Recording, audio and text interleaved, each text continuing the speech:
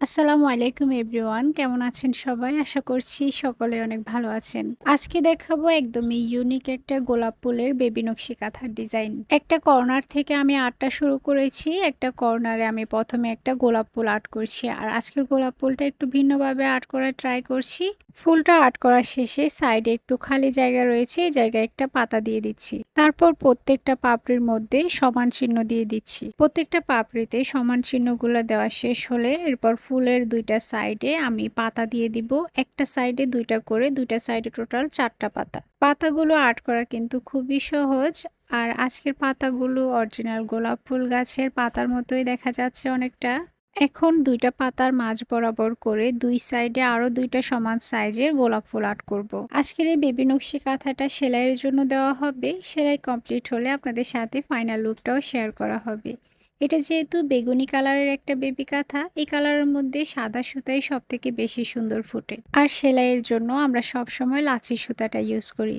একটা সাইডে গোলাপ ফুলটা আমার আর্ট করা শেষ হলো। এরপর আরো একটা সাইডেও আমি সেম সাইজের আরো একটা গোলাপ ফুল আর্ট করছি। এখন দুইটা গোলাপের পাপড়ির মধ্যে প্রথম যে গোলাপ ফুলটা আর্ট করেছি ওখানের পাপড়িগুলোর মতো করে সমান চিহ্নগুলো অ্যাড করে দিচ্ছি। এই ডিজাইনটা করার ক্ষেত্রে যদি গোলাপ ফুলগুলো এক একটা এক এক সাইজের হয় সেক্ষেত্রে দেখতে ভালো দেখাবে না, তাই প্রত্যেকটা গোলাপ ফুল যাতে সমান সাইজের হয় সেদিকে খেয়াল রাখতে হবে। এখন যে কোনো একটা সাইড থেকে আর্টটা শুরু করা যেতে পারে। প্রথমে আমি একটা সাইডের গোলাপ ফুলের দুইটা পাশে দুইটা পাতা দিয়ে দিয়েছি। এরপর মাঝখানের খালি জায়গাতে আরো একটা বড় সাইজের করে পাতা দিয়ে দিলাম।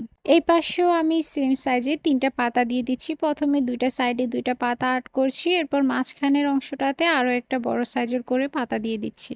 দুইটা সাইডের পাতাগুলো আমি প্রায় সমান সাইজে রাখার চেষ্টা করেছি।